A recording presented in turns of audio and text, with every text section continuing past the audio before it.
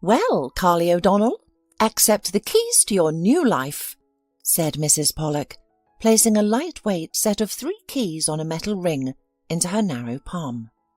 The girl hesitated in front of the apartment door, prompting Mrs. Pollak to laugh and unlock the door herself.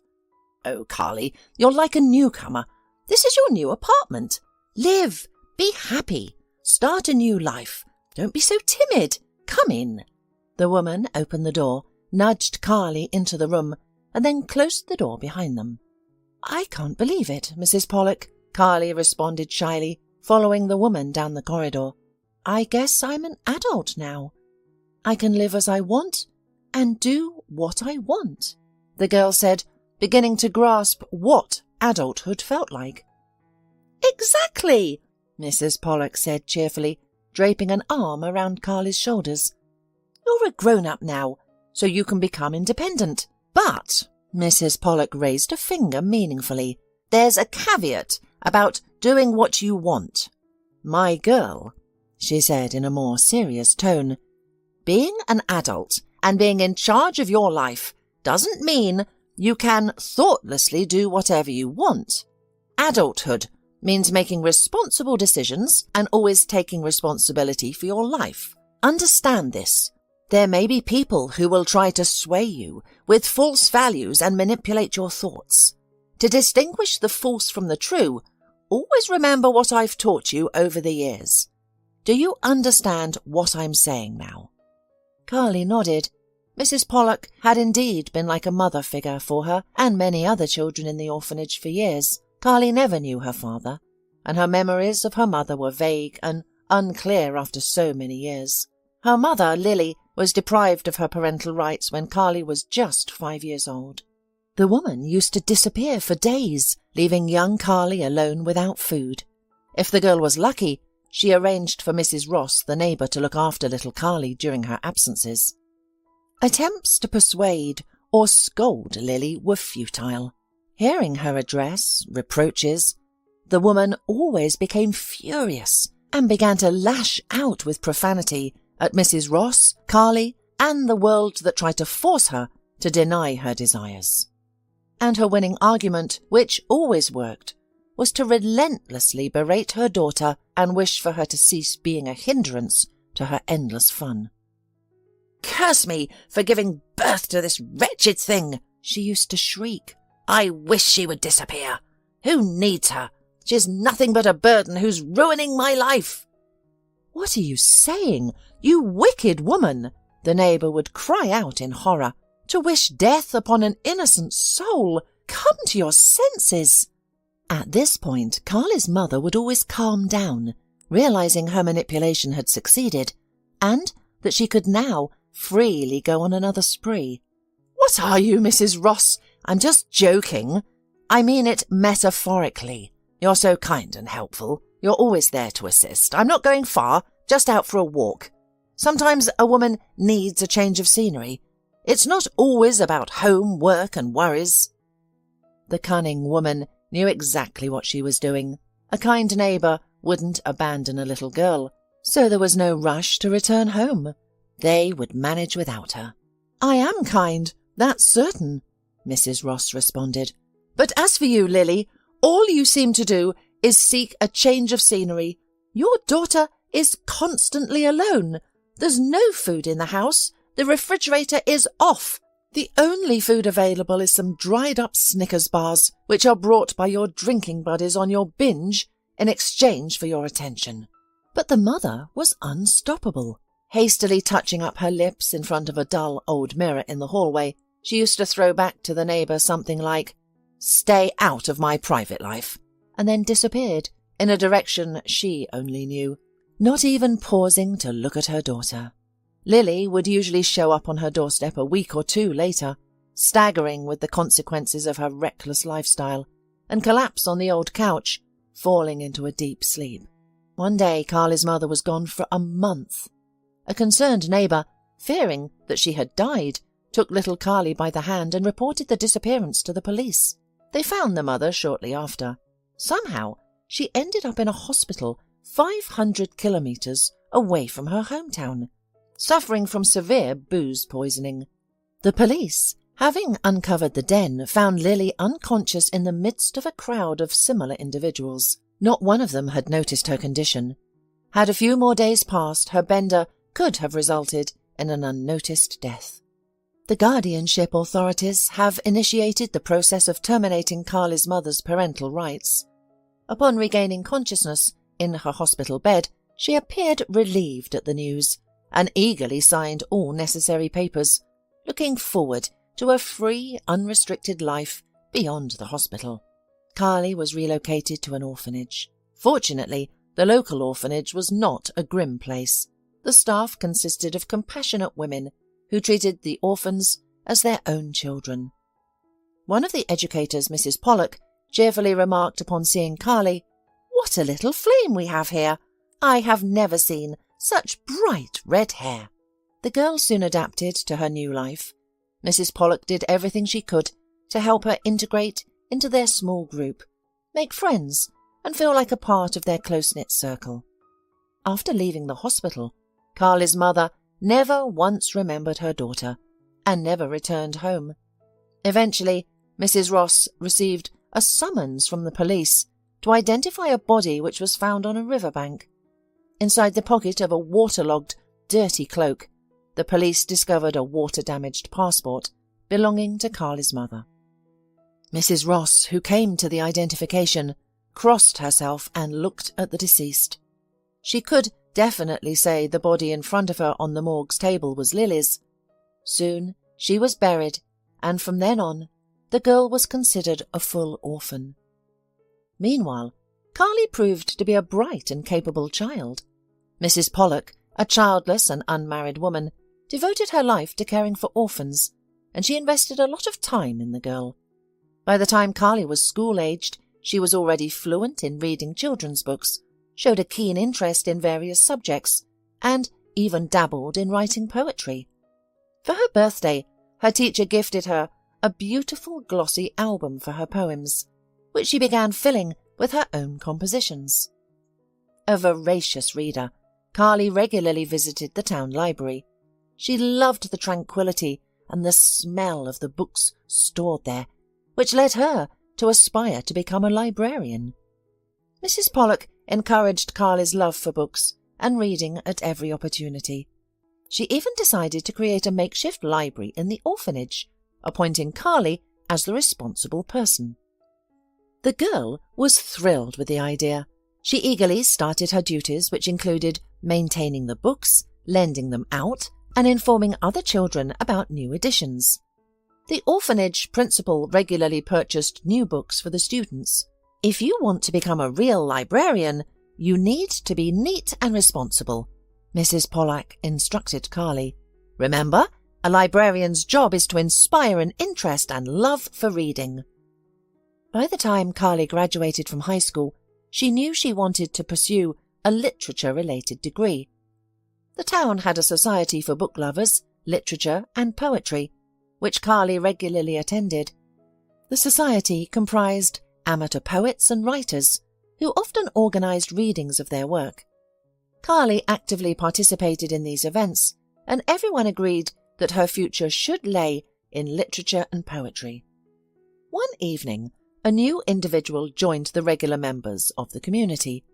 His name was Bernard Calhoun, and he was an elderly man, around 70, with a respectful demeanour. He arrived at the community event in a gorgeous, old-style car, chauffeured by a driver, and had a habit of smoking a pipe filled with tobacco. When Carly recited her poems, he clapped the loudest and predicted a successful literary future for her. In town, he was seen as a newcomer. Rumour had it that he had recently moved here from the capital, having bought a house, to exchange the incessant city noise for the tranquillity of a regional suburb. One evening, Mr. Calhoun invited the attendees to his mansion after the event to celebrate his birthday. While some were eager to return home and others had other commitments, a few, including Carly, were delighted to accept Mr. Calhoun's invitation.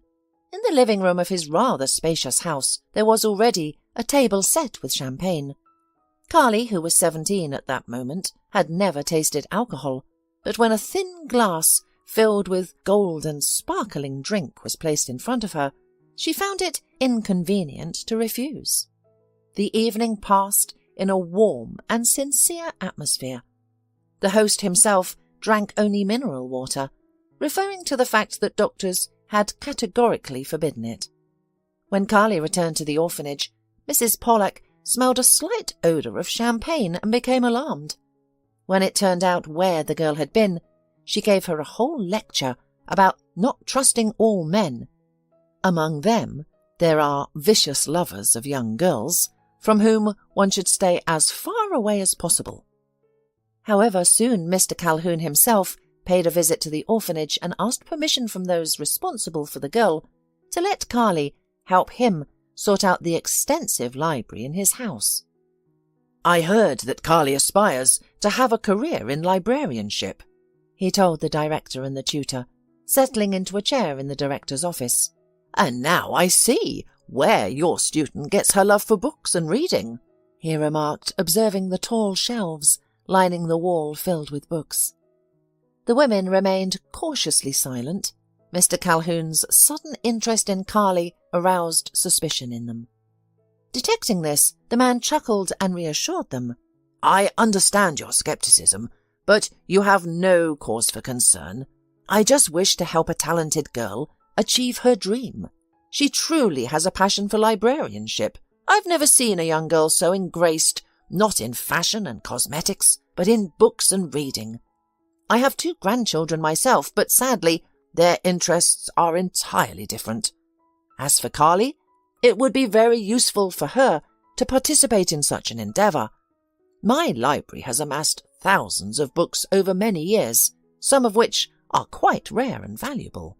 On hearing that the unexpected visitor had grandchildren of his own, the women relaxed slightly. However, the headmistress, casting a serious gaze at him, began to speak.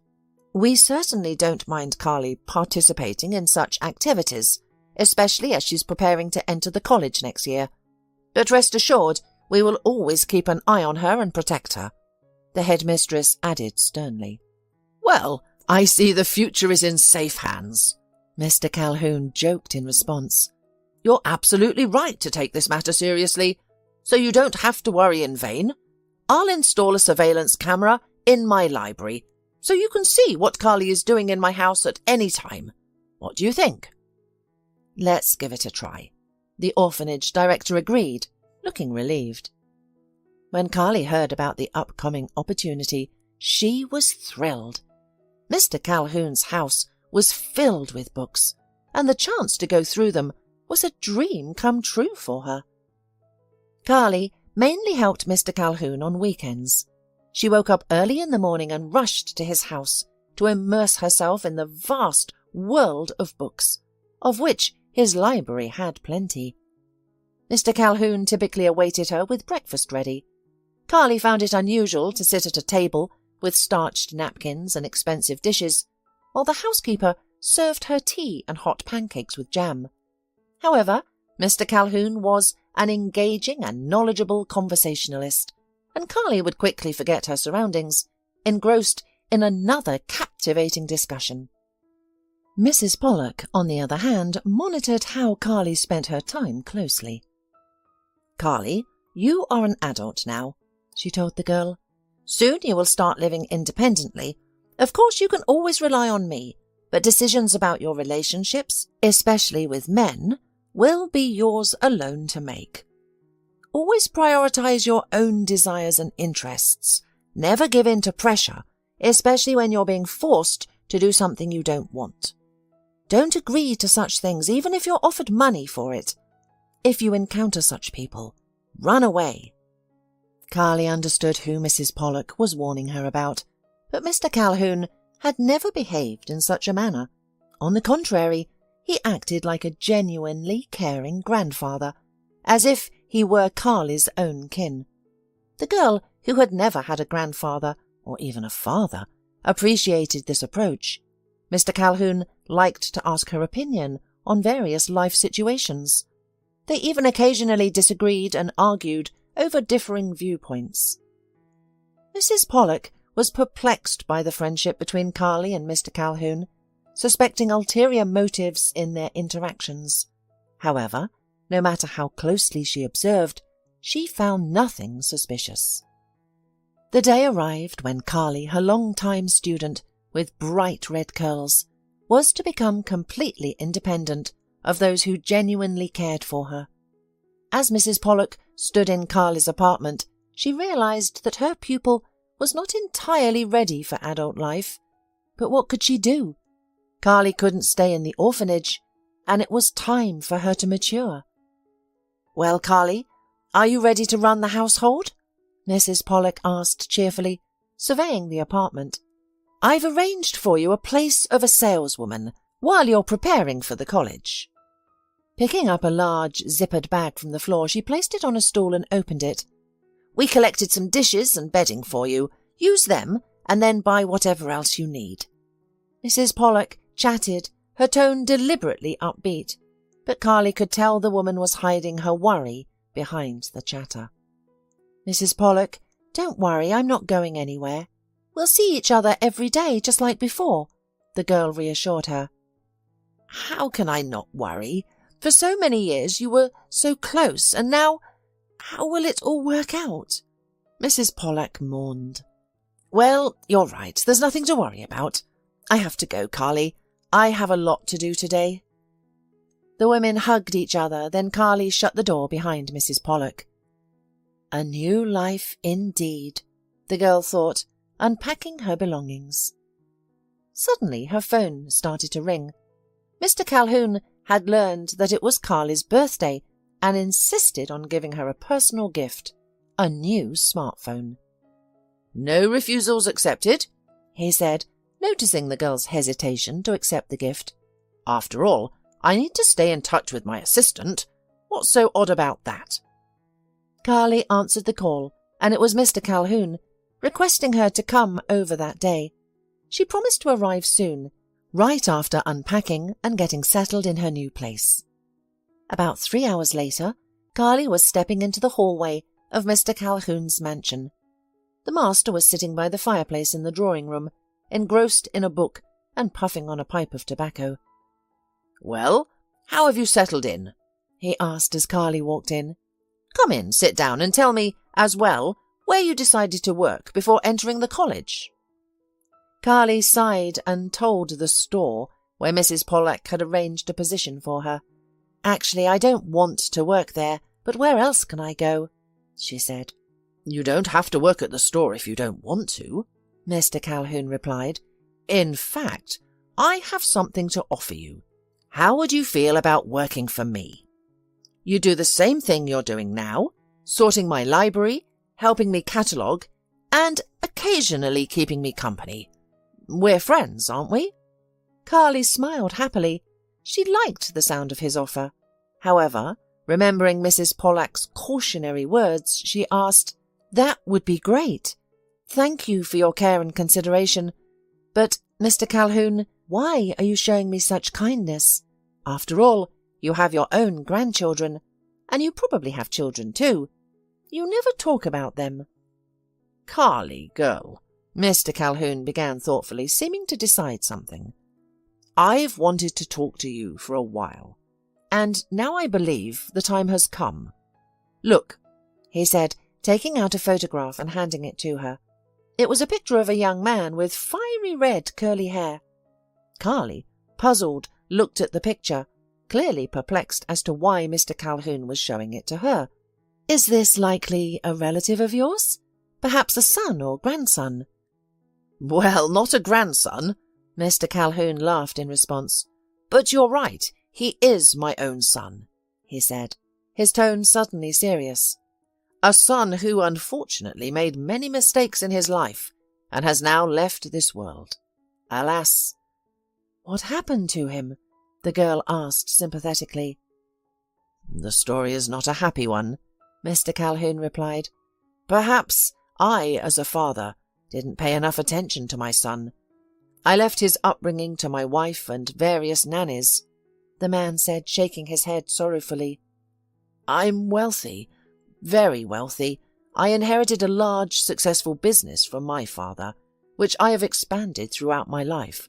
However, I overlooked that there was no one to pass it on to.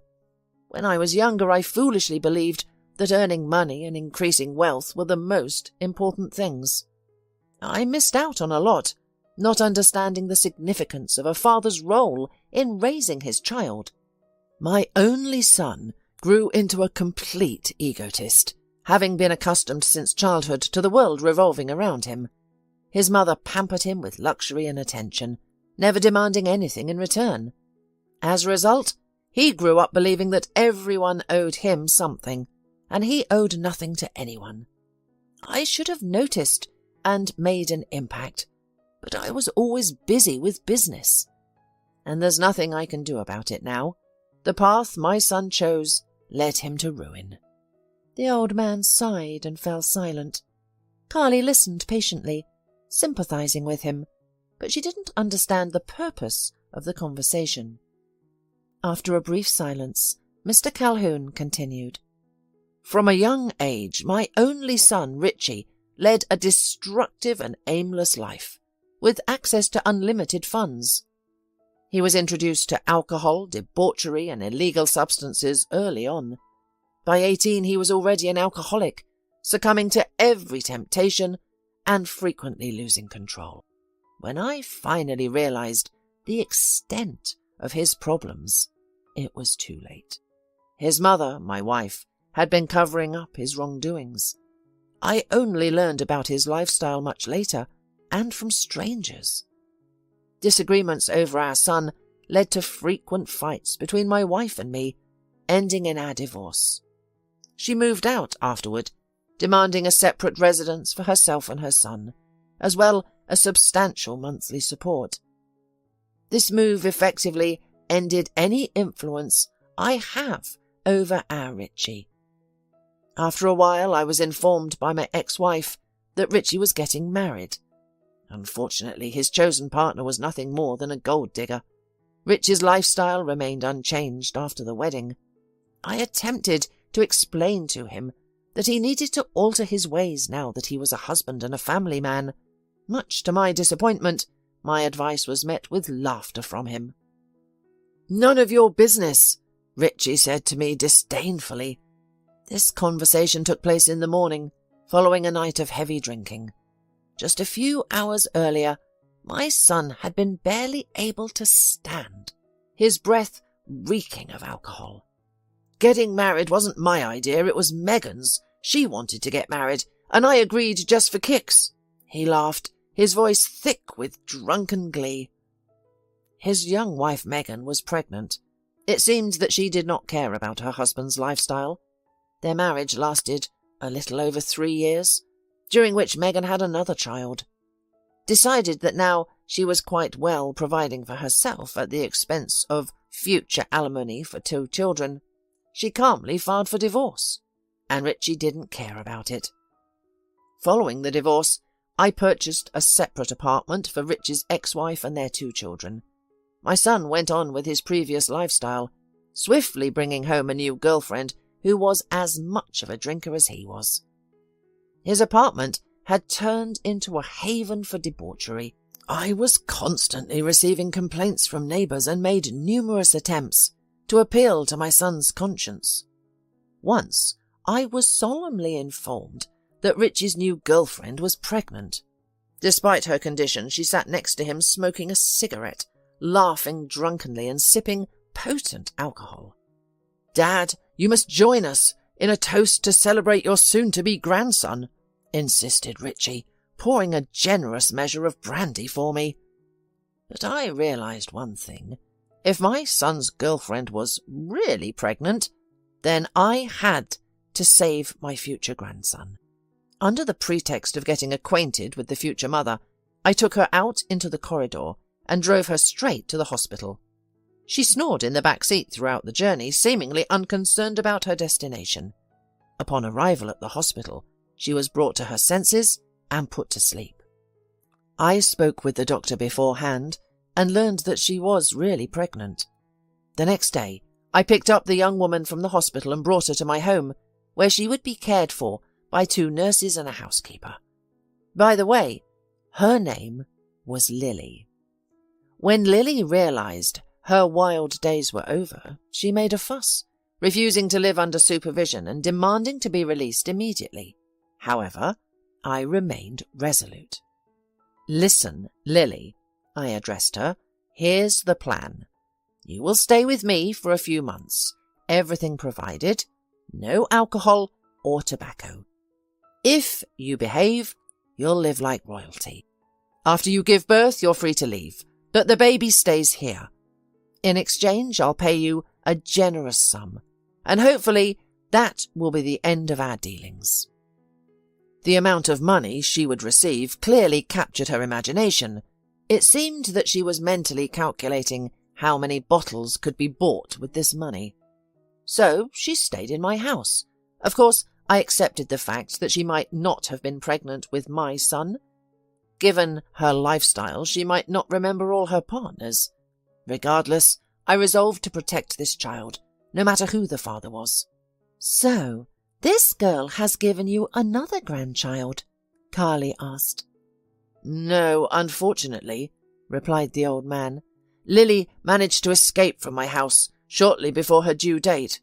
She had tried repeatedly to persuade the staff to set her free, but to no avail. Then tragedy struck. My son was poisoned and died in the hospital. His ex-wife learned at his funeral that Lily had been living in my house and was soon to give birth to my grandchild. She realized this child would be the 3rd heir to my wealth, and she decided to eliminate the competition.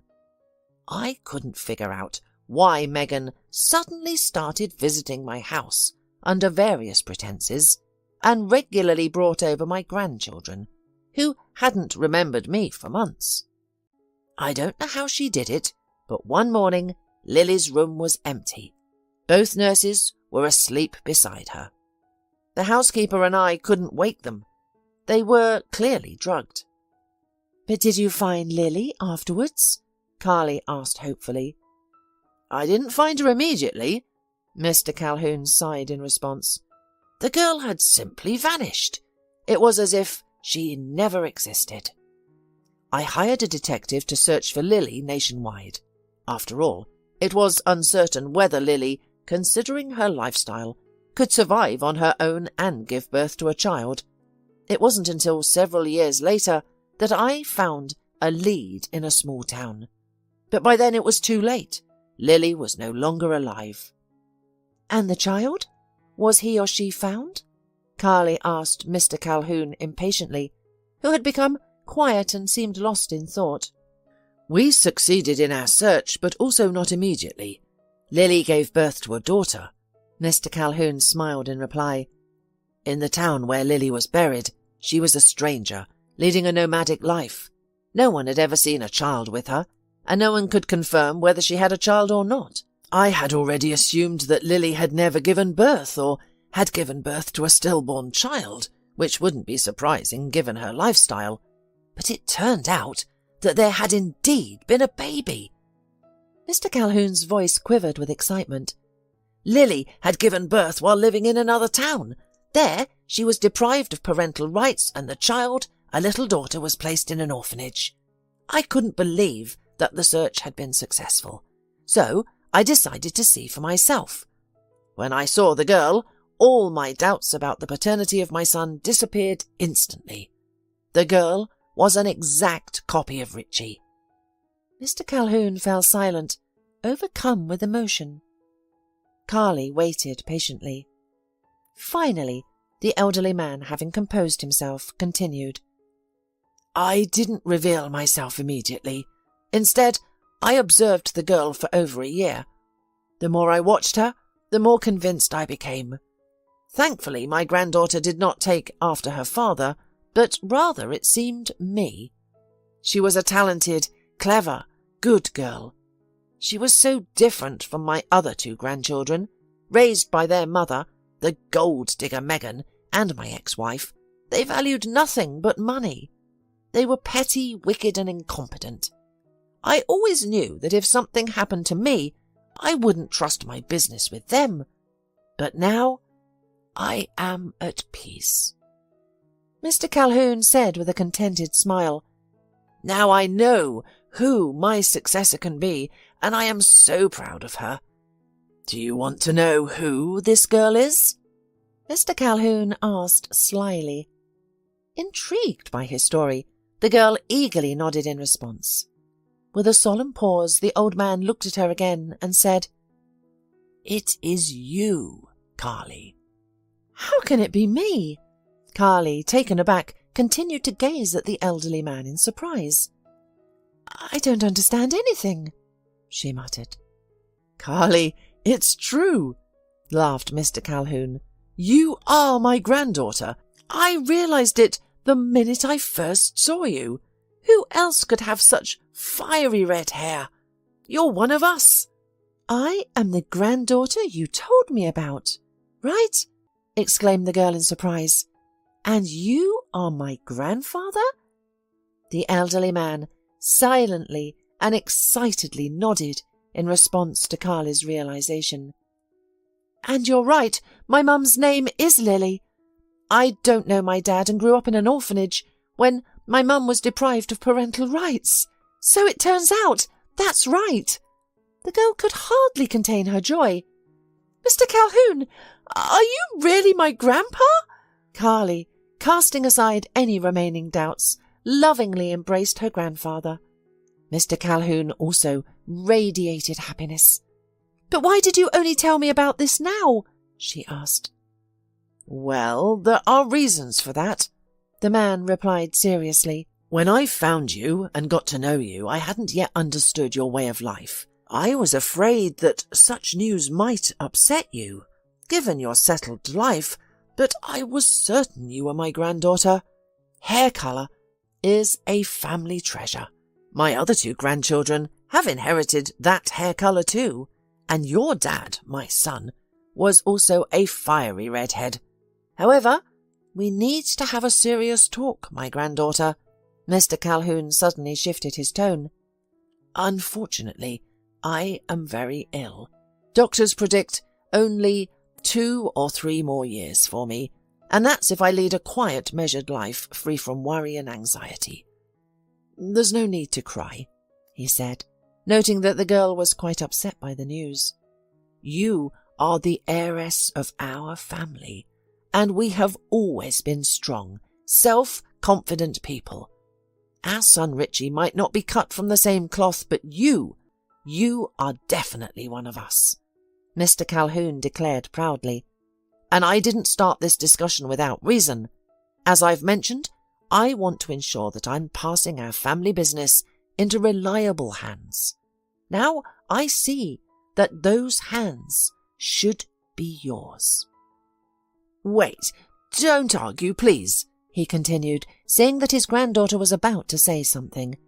"I realize you still have much to learn, and even if something happens to me, you should know that we have a few reliable and time-tested people in our business who will be your support at first.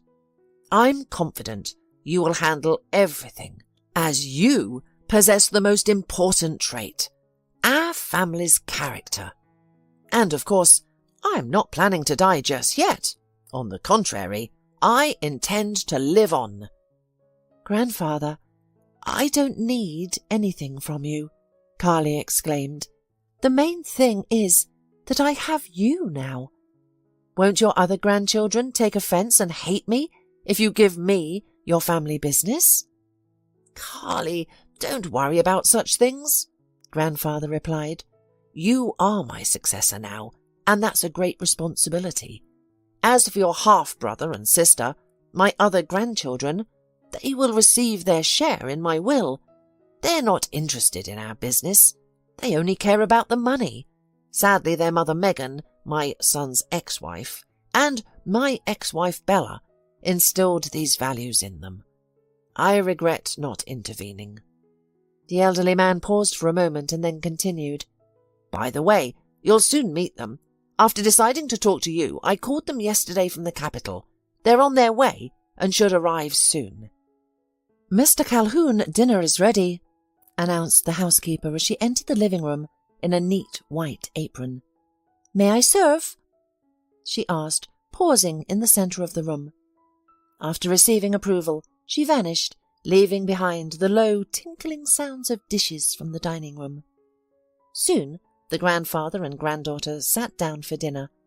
They discussed Carly's upcoming introduction to the other family members. When the housekeeper served tea, a bell rang in the hallway. The master instructed her to answer the door as he poured the fragrant hot tea into delicate porcelain cups.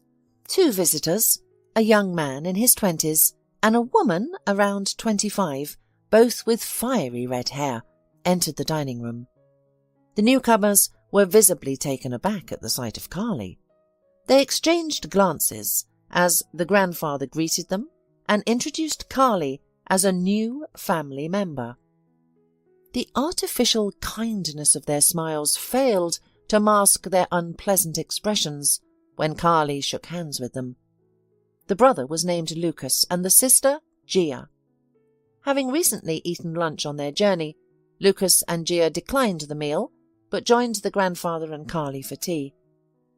They curiously asked the girl about her life.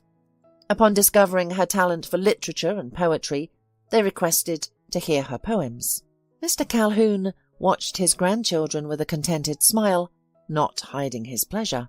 As evening fell, and Carly prepared to leave to her apartment, Mr. Calhoun regretfully bid his granddaughter goodbye, securing a promise that she would return the next day. After Mr. Calhoun retired to his study to read and smoke a pipe before bed, the brother and sister sat on the couch by the fireplace and conversed in hushed tones. "Lucas, do you understand what's happening?" Gia whispered. "Remember, Mum told us about our father's girlfriend, so she did give birth to a child." Gia stated with disgust. "Have you noticed how excited Grandad is around her? He never acts like this with us. We might have to share our inheritance with her. I bet she'll try to take some of our money," she continued spitefully. Upon hearing the word money, Lucas jumped up. "Do you think he'll give everything to her?" he asked Gia doubtfully. "Who knows?" Gia replied. "But one thing is clear. We need to get rid of this orphan, no matter what it takes." The next day, everyone gathered once more in Mr. Calhoun's living room. After dinner, the grandfather thanked the housekeeper, who had started to clear the table. Turning to his 3 grandchildren, he said, "Good. You've all met. I'm delighted. From now on, Carly is as much a part of our family as you, Gia, and Lucas. To better acquaint yourselves, you should spend more time together. Go out, have fun, and Carly, I'll expect you tomorrow. We still need to sort out the library," said Mr. Calhoun, wrapping an arm around his granddaughter's shoulders. "Go enjoy yourselves. I have some business to attend to," he added before heading to his office. When he left, Gia turned to Carly, her tone deliberately cheerful. "So, any ideas? You know your town better than we do. Where should we go first?" Carly pondered for a moment before suggesting, "How about the local history museum?" Though she suggested it hesitantly, she was certain her brother and sister would hardly find a museum visit interesting. Lucas and Gia exchanged meaningful glances. The sister then discreetly nudged her brother and nodded towards Carly, saying, "What a wonderful idea, don't you think, Lucas? I find museums so fascinating." "Yes, it's a great idea," Lucas replied, feigning excitement. "We should definitely visit the local history museum. By the way, why don't you invite us to your home? Our grandfather encouraged us to get to know each other better, so we're interested in your life," he added. "And we'd like to visit you right away. Could you serve us tea, like a proper hostess?" "Of course," Carly replied, beginning to think that her new relatives might not be as self-serving and as petty as her grandfather had suggested. They all got into Lucas's car and headed to Carly's place. Along the way, Carly, realizing she had nothing to offer them at her home, suggested they stop at a store. The siblings agreed enthusiastically. When Gia and Lucas loaded the food into the cart and approached the cash register, Carly expressed concern that she might not have enough money to cover the cost, and most of all, she was troubled by the expensive bottle of whiskey that Lucas had chosen, explaining that they needed to celebrate their reunion. "Relax, Carly," he assured her. "We'll cover the cost. Your role is to keep us company and set the table like a true hostess." Soon the siblings were at Carly's apartment, and Gia looked around with barely concealed contempt. "Very nice and cosy." "Really, Lucas?" she said, casting a glance at Carly, who was busy setting out the snacks they had bought at the store. Once everything was prepared, Lucas opened the bottle of whiskey. "We should toast to our reunion," he said, pouring the drinks. "I don't drink," Carly protested, watching as Lucas poured a generous amount of alcohol into her glass. "I've only tried champagne once in my life, and I didn't like it," she added doubtfully. "Carly, are you kidding? You don't drink at all?" "Never," Lucas said with conviction. "Well, that's right, of course, but you have us now, your family, and such a behaviour is disrespectful, especially since we're your guests." Lucas made a hurt face. "Carly, Lucas is right. You should show us respect. Maybe you don't know this, but there are certain rules for hosts' behaviour towards their guests. It's an excellent drink, and it's easy to drink. Have at least a few sips with us, out of respect." Lucas had already proposed the first toast to the meeting. Carly took a small sip and realized that the drink was indeed easy to swallow and had a mild taste. "Well, you see, and you didn't want to drink with us," exclaimed her half-brother, immediately refilling the glasses with a new serving of alcohol. "And now, let's drink to the addition to our family. To you, Carly." He solemnly proposed a new toast, not giving the girl a second to think. Through a haze, the girl realized that the drink was much stronger than she first thought. Her head hummed, the room swayed like a boat trip on the water. Mrs. Pollak, the educator, arranged small river trips on an excursion boat for her students from time to time. For a moment, Carly felt like she was standing on the deck during one of these excursions. She took the glass filled by her brother with another serving of the intoxicating drink. "Drink!" she heard, the words echoing in her head like they were bouncing off the walls of a deep stone well. Carly, teetering on the brink of unconsciousness, felt an unwelcome liquid being poured down her throat. Unable to swallow, she coughed. "Quiet!" Gia hissed at her brother. "She could choke. God forbid. You'll answer to Grandpa for her. Remember, she left with us." "Calm down, everything's under control," Lucas reassured in a muffled tone, keeping a close eye on Carly. "She seems ready." "Let's call Grandpa, Carly," he announced, and pulling out her phone, dialed Grandpa's number with a sly grin. "Now, sister, tell Grandpa how much you love him. Go on." He thrust the phone in front of Carly's face. The girl struggled to open her eyes and looked at the screen. Upon seeing her grandfather, she giggled and managed to slur, "Grandpa? Hi, it's me." "Carly, what's wrong? Are you sick?" Her grandfather's voice filled with alarm. "No, I'm very well. We've just had a bit to drink." Carly slurred, swayed, and collapsed on the floor, falling asleep instantly.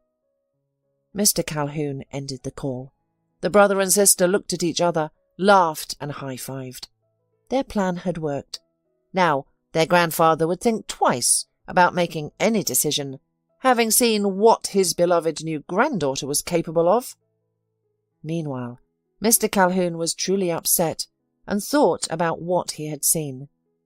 Had he misjudged Carly, attributing to her qualities that his granddaughter did not possess? Was she going to follow in her parents' footsteps? "I must go to her at once," he finally decided, pressing the bell to summon the houseworker. But suddenly the elderly man felt a crushing pain in his sternum. He staggered, nearly losing consciousness. With a significant effort, he managed to stay upright. Soon his housekeeper arrived in response to his summons. "Hurry!" he whispered with the last of his strength. Tell the chauffeur to get the car. We need to leave immediately." Then he lost consciousness. Carly opened her eyes with difficulty, taking in her surroundings with surprise. She was lying on her couch at home.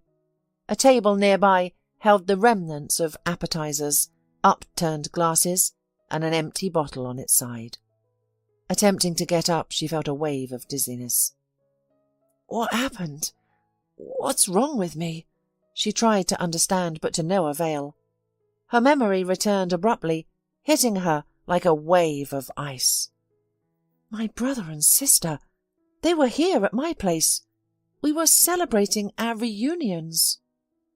With difficulty, Carly turned her head to look at the wall clock. It was 6 a.m. How long did I sleep? The girl wondered, realizing the feast must have lingered into the evening. She couldn't recall what had happened. A strange, unpleasant taste lingered in her mouth. Did I drink alcohol?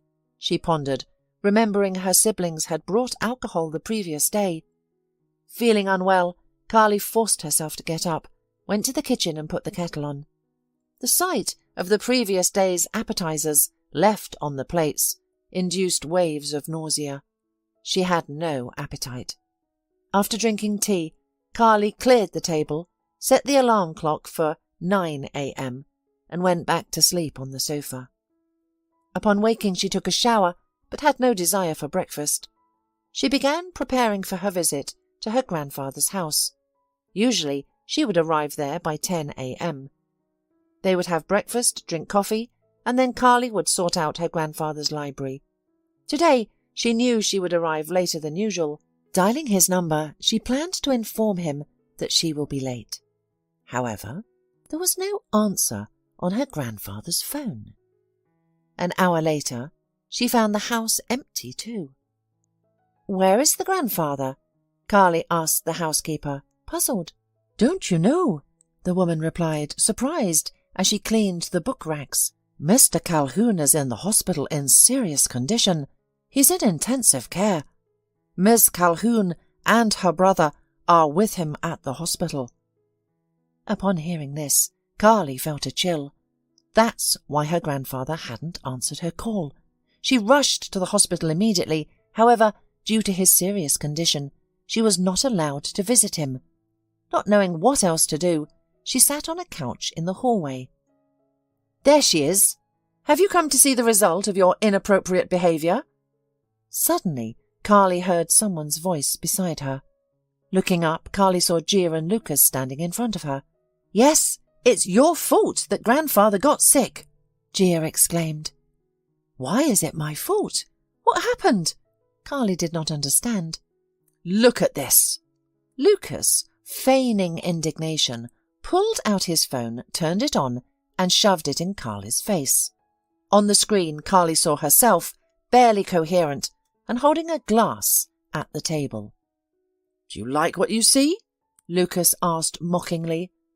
"There's more where that came from if you're not too ashamed to watch," he continued, scrolling through his phone. "Has Grandpa seen all this?" Carly was horrified. "Why did you show him all this? He shouldn't be worried at all," she said, shocked. "And now she blames us," Gia responded indignantly. "You were the one who video called him yesterday. He got sick when he saw the state you were in. You're just like your mother, an alcoholic and a total loser. Leave before we throw you out. We don't want to see you here again," Gia said angrily to Carly. "Yes," her brother said snidely.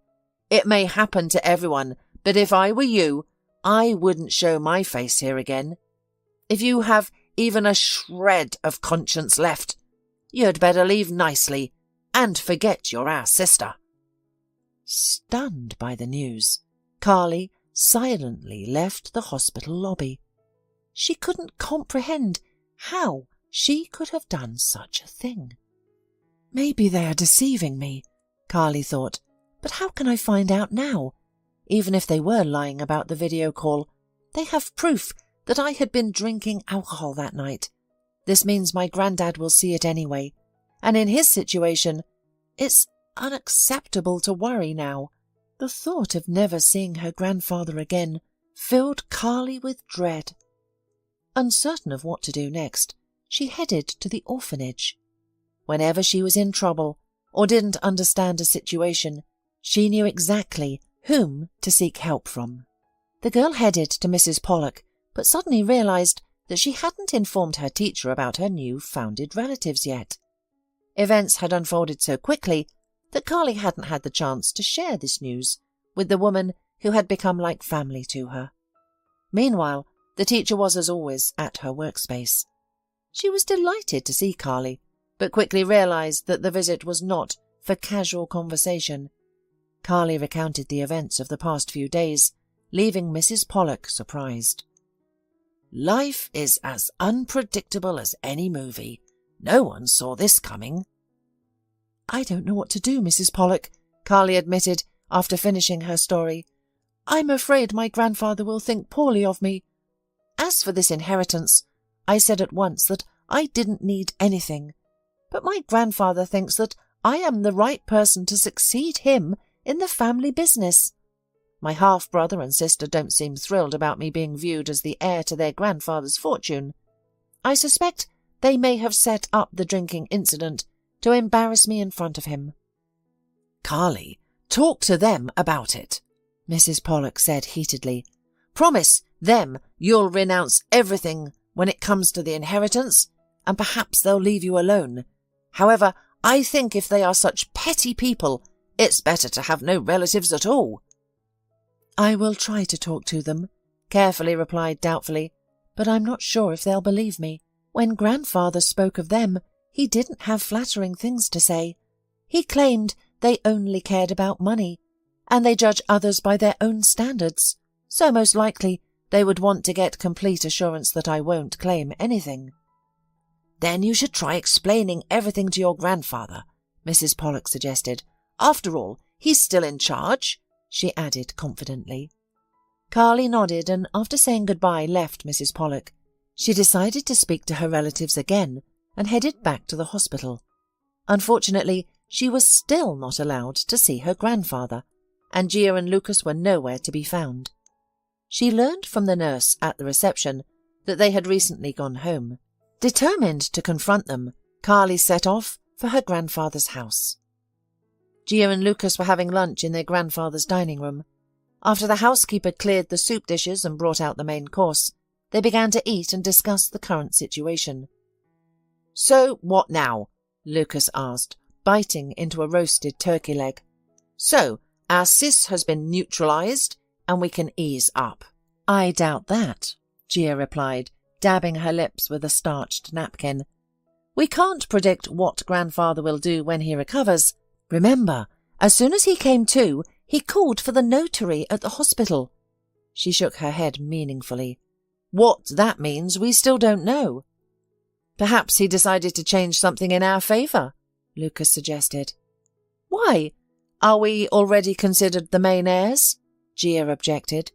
The most important thing is that our grandfather kept seeing her as the irresponsible daughter of his alcoholic mother. She succumbed to the allure of alcohol just like her mother. How can he trust her with the family business? But we weren't going to be trusted with the family business either, said the brother. Lucas, why do we even need it? Said his sister in response. We just want the inheritance. Then we can sell the business, split the money, and that's it. Their discussion was interrupted by an unexpected ring at the door. The housekeeper went to answer it, and Carly walked into the dining room a minute later.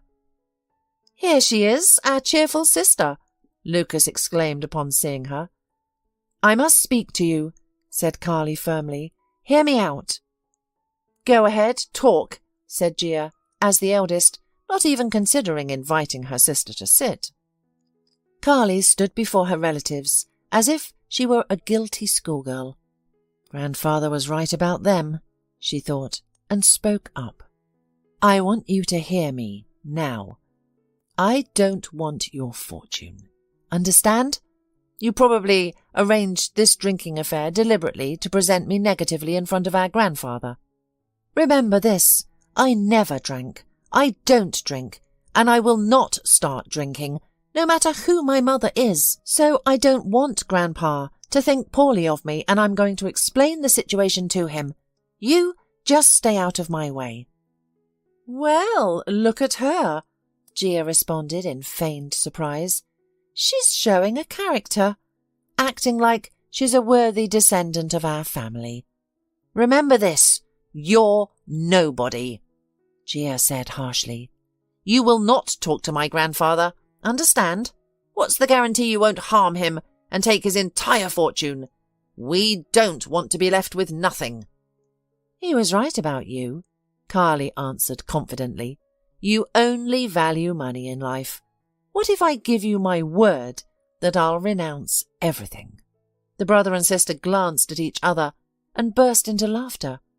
"Either you're mentally ill or too cunning," Gia scoffed. "Who in their right mind would voluntarily give up a huge fortune? Enough with your games," she concluded decisively. "You're going to leave here and never return. If you disobey, know that Grandfather will see other videos Lucas filmed during the feast. And as you said, we wouldn't let our grandfather worry," Gia added in a mocking tone. The phone rang in the hallway. The housekeeper answered it, and after a brief conversation hung up. Entering the dining room, she said, "The hospital called. Mr. Calhoun has passed away. His heart stopped and the doctor's efforts failed." "What news?" Lucas exclaimed in surprise. "Unexpected?" "Well, that's it," said Gia decisively, turning to Carly. "You can't speak to him any more, so there's no need for you to stay here. I hope you haven't changed your mind about the inheritance. Are you still refusing it, as you assured us earlier? Yes or no?" "I don't want anything from you," Carly cried out bitterly. "Poor grandfather, how could this happen? I just found out about you, and now I've lost you." She began to sob. "How touching. I'm going to cry too," Lucas remarked cynically. "Okay, if we've settled everything, then goodbye," said Gia, ignoring Carly's tears. "And by the way, don't you dare show up at the funeral. You have no place there. And my advice to you, forget this whole story soon," she added coldly. Overwhelmed with grief, Carly left her grandfather's house. She didn't know how to continue living, blaming herself for her grandfather's death. Her half-brother and sister's actions were cruel, and she was lost. Unable to cope with the grief herself, she called Mrs. Pollak and, sobbing, managed to tell her what had happened. "Oh, my poor girl, how many troubles have you had in such a short life? I'm very sorry to hear of your grandfather's death. Accept my condolences. But, you know, if I were you, I would still go to the funeral," Mrs. Pollak advised confidently. "You're as much as a grandchild as your brother and sister, even if you decided to renounce your inheritance. You have the right to say goodbye to your grandfather. At the hospital, you were kept away from him by your half-sibling's wishes. However, I still don't understand why you chose not to accept the inheritance." "It was wrong of you to go along with their demands," the educator added. Carly didn't answer. She just thanked her teacher for her advice and support and hung up the phone. When she got to her apartment, she immediately went to bed and fell into a deep sleep. Carly's grandfather's funeral was in 3 days. After some consideration, Carly agreed with Mrs. Pollak's point of view. No one had the authority to prevent her from bidding farewell to her grandfather. She called her grandfather's residence and asked the housekeeper to share the time and location of the funeral. Despite the young owners having forbidden the staff from allowing Carly into the house or even communicating with her, the housekeeper secretly informed Carly about the funeral arrangements. The woman was not fond of the young masters. They had started behaving disrespectfully and rudely towards her, even before they had fully assumed their roles as heirs. Neither Mr. Calhoun nor Carly had ever allowed themselves such behaviour. Sincerely thanking the housekeeper, the girl resolved to attend the funeral. At the designated time, she arrived at the funeral home, striving to attract minimal attention and to avoid being seen by Gia and Lucas. The ceremony was already in progress. During the service, Carly stood at the back, attempting to glimpse her grandfather in the coffin over the heads of the mourners. She spotted Gia and Lucas immediately in the front row. The room was filled with other people, relatives, friends and associates of Mr. Calhoun. Gia periodically turned around to whisper with two women shrouded in black. Those must be her mother and grandmother, grandfather's ex-wife, Carly thought. Finally, the ceremony concluded, and it was time for the farewell. Gia and Lucas, showing profound grief, were the first to approach the coffin, followed by the other attendees.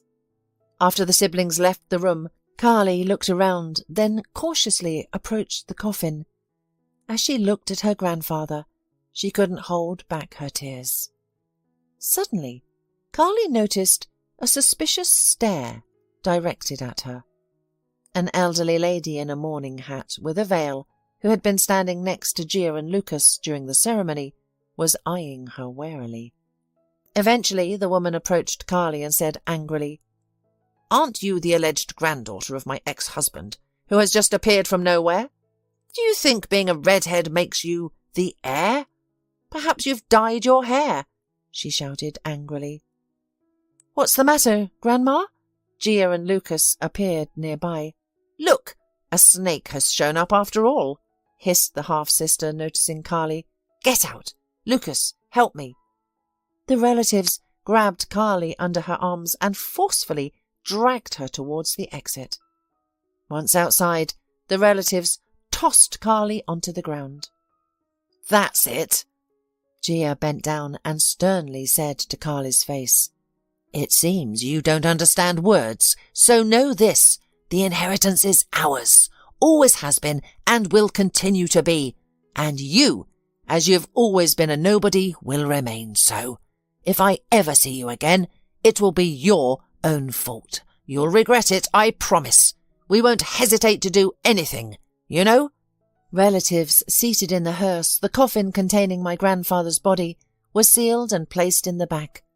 The hearse then proceeded to the cemetery. Carly, struggling, rose to her feet and set off for home.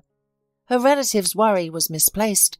She had no intention of claiming the inheritance and wasn't interested in the details of her grandfather's will. The following day went by in a haze. Carly called grandfather's housekeeper to inquire about his burial location. However, the woman insisted she refrain from visiting the cemetery yet, as the new owners had strictly forbidden her from revealing the burial site. The will would be read the next day. Once all the relatives returned to the capital, leaving the housekeeper in charge, she and Carly could visit Mr. Calhoun's grave. Grateful, Carly ended the call with the housekeeper. She had to settle her life, so pulling herself together, she got a job at the store that Mrs. Pollak had mentioned. However, when the next day the will was read out by the notary, the relatives were stunned. What they heard upon after the opening of the sealed envelope left them bewildered and incensed. "This is outrageous! It can't be!" the relatives all shouted simultaneously. Overwhelmed by what she had heard, Mr. Calhoun's ex-wife collapsed onto the floor. "Ladies and gentlemen, please, quiet down," interjected the notary. "Everything is legal. I have substantial proof that the late Mr. Calhoun instructed me about his will in the presence of witnesses, while he was of sound mind. Besides all the documents, I also have a video of the process filmed by a specially appointed person. Plus, I must warn you that the will cannot be contested. Mr. Calhoun also left a separate letter for the heiress. And speaking of which, where is she?" The notary glanced around the room, scrutinizing the relatives seated at the table. Meanwhile, Carly was tidying up her apartment, as she was starting her new job at the store the next day.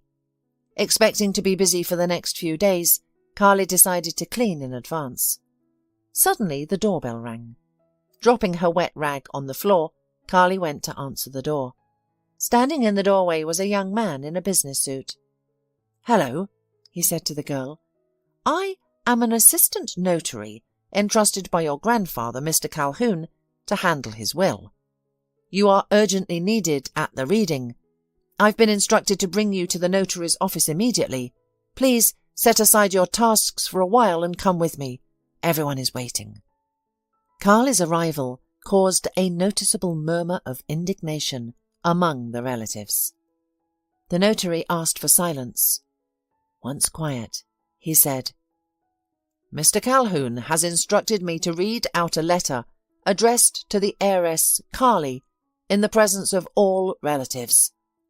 This letter exists in written form and as a video recording where the deceased himself reads the text. Please familiarize yourself. My dear granddaughter Carly, I anticipate that this news may not bring you joy, and there are reasons for that. However, I have given it thorough thought before making this decision for the event of my death. Please know, I never doubted you for a second. I have always been convinced that you are the most deserving heir to my fortune. Consequently, I bequeath all my property, along with our family business, solely to you. I implore you not to reject this gift and not to succumb to the provocations of your new relatives. You are the only hope for our family business. I am aware that my time is limited, so I ask you earnestly to fulfill my last will. Do not doubt your abilities, and do not fear the challenges of managing such a significant and new responsibility. In the near future, my trusted associates and friends will reach out to you. They will provide you with guidance, collaborate with you closely, and lead our business while you continue your studies at the university. As for your siblings, Gia and Lucas, I have a task for you as well. Encourage them to join any of our businesses of their choice. It will be beneficial for them to start earning their own living. If they decline, do not force them. However, in such a case, Gia and Lucas will have to seek their means of survival. After you inherit, the only beneficiary will be my ex-wife Bella, due to her old age. Your half-brother and sister will no longer receive financial support. Fear nothing, my dear. I am confident that you can overcome any obstacle, no matter how daunting it may seem. I believe in you unconditionally. Your loving grandfather." The notary finished reading. A silence fell over the room. Everyone waited for the heiress's response. Carly cried inconsolably, unable to speak a word. "Well, the will has been announced," the notary concluded. "The heiress, Carly O'Donnell, will assume the rights of succession in accordance with the law. Now, I would ask everyone to sign."